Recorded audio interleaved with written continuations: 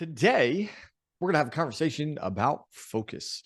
When I was growing up, focus was always illustrated as time on task. Can you concentrate more or less? Can you stay in the zone? And I struggle with that. Maybe you do too. So I think of focus differently now. I think of focus as directional efficiency. And when we work with clients, the get out of your own way model for focus is designed to help you get directionally efficient. Now, let's think about what that means for a moment. If you've got two businesses, maybe you've got a side hustle, you've got family, you've got a personal life, you've got romantic relationships, you've got health and fitness to pay attention to, there's a lot to navigate. And we want to make sure that our direction all matches, that all of the things that we're pursuing take us the same direction. I spent a lot of time building businesses and creating a life. And there was a moment in probably 2019, 2020, right before the pandemic hit, where I got so spread, I got so wide that almost the growth of one area of my life was costing me the other. It was directionally inefficient. I remember being frustrated and feeling like I wasn't making any progress. I was working hard, but things were just spinning. And maybe you felt that way. So this conversation today is designed to show you how to figure out if you're focused and what needs to change. This breakdown is an exercise we use with all of our coaching clients. We talk about this at retreats. It's a really simple but effective way. It's sophisticated in its simplicity to help you start making change and get you more focused. So let's start with this. The idea of focus begins with mapping out four different categories.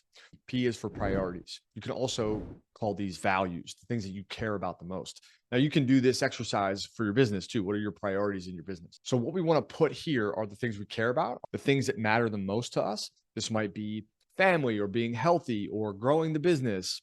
It might be exploring and adventuring. Values that you know will move your life forward. Most of the time, the things that we value come so far down the line in our priority list that they're not actually priorities. So you may want to put the ideal priorities for you. Whatever your priorities are, great, put them here.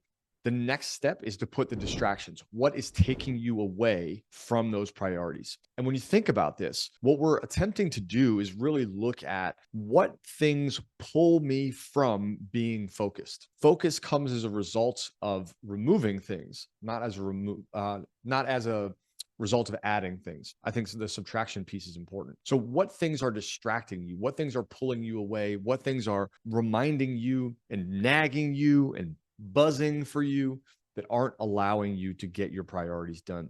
In this category, what we want to look for are the natural things. I think social media can be one. There's a lot of small distractions, but what I want you to pay particular attention to are what are the things that disrupt, like in the moment when you are working towards your priorities. So you might be building a business, you might be creating a side hustle, you might be growing an enterprise. And if you are, what you can pay attention to is what happens in the morning at 8 a.m. Are you putting out fires? Is your property manager calling you with small issues over and over and over? Is your team not handling tasks and wants your approval on everything? Are you regularly having to check in with someone that really is being babied along the way? What are those distractions? This upper left-hand category is an easier one to spot if you take notes throughout your day. So a great way to go through this exercise is to reflect on it and write things out. And then to carry this into your day. Take a notepad. Anytime you're doing a task, put it into one of these boxes.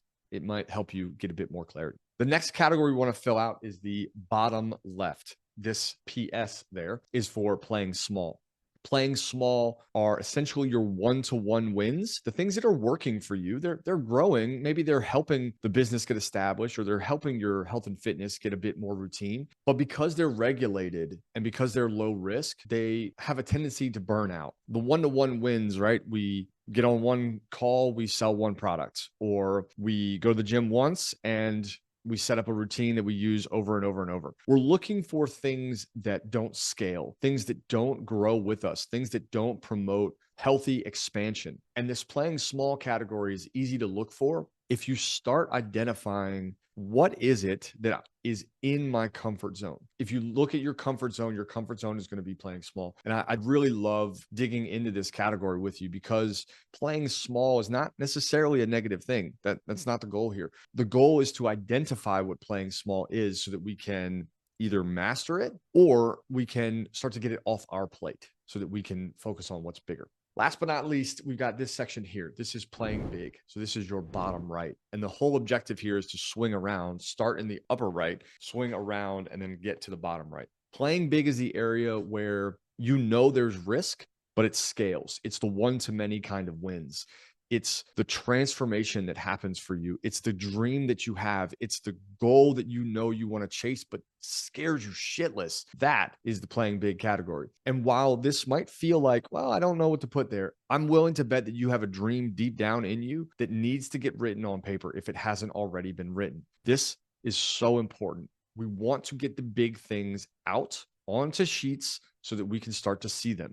Playing big does not have to be you want to be a billionaire. It does not have to be a net worth number. It does not have to be a business goal. It could simply be I want to take a 2-week vacation. I want to mountain bike for a week. I want to snowboard for a month. It doesn't matter what it is. It's your playing big. And the more you get clear on your playing big, distilled from what everybody else believes, what everybody else wants, it's just yours, the better off you're going to be. So this category is where we want to spend a little bit of time. Once you have all four, this is where the focus exercise gets good because this is the whole point. The objective of this sheet is to give you a strategy for change that allows you to focus on what matters. Now, we're going to deploy something called the DAD method in the distractions and playing small category. Delegate, automate, delete. That's the goal. We want to look at this list on this whole side and see if there's opportunities to remove them from our responsibility. Maybe instead of removing them from our responsibility, we find tech or software to help us do it. Maybe it's time to automate your grocery delivery. Maybe it's time to automate your calendar or booking services. Maybe it's time to automate your expenses so you're not constantly reviewing bills every month. There's so many ways to automate and create automation. Could be with your team, through delegation, or we use software and tech to automate. The last one there is to delete. Maybe it doesn't fit anymore. Maybe it completely disagrees with what you value and your priorities. And in that case, we could probably just let it go. If we start to notice a trend on this side, you'll probably find that it's uncomfortable to look at the left because you might have a lot there. You might have a lot to delegate, to delete, or to automate. And that's okay. We're going to go in baby steps. But this whole side of the sheet is there to help you remove things that are taking your focus away. Sometimes it feels like we can't get to the priorities and we need to prioritize. So this doesn't matter. But I would argue that what we're attempting to do here and the purpose of this exercise is to look at what's on our distractions list and our playing small list and get them off it so that we have more bandwidth. It's easy to make the argument, well, wait a minute, I'm spending time in the wrong areas. The goal is to get these off of your list so that you can focus. We're creating space. Last but not least, the values and priorities section. So the right side of the sheet is the space for us to start creating more calendar time, more intentional blocks, more regular routines so that we get our values. And it's a great opportunity for you to look at this chart, look at what's here, see if your values, your priorities, and your playing big have any alignment, if there's ways to double up on that. Sometimes playing big is hiring a trainer, and one of your values might be health and fitness. Sometimes playing big might be, hey, it's time to hire an executive assistant. And one of the things that is on your priority list is spending more time with family. So hiring an EA might set you free. A lot of our structure in this exercise is designed to get you to see the patterns. But it doesn't mean you'll see it right away. It might take a little bit of time. Again, you can always go back through this and identify what it is you're building, what it is you're creating, what matters most to you, and start to remove things that don't fit. It sounds like addition is the way forward. And I can promise you, subtraction is the way. By subtracting what's on the left side of the sheet, we end up with so much more bandwidth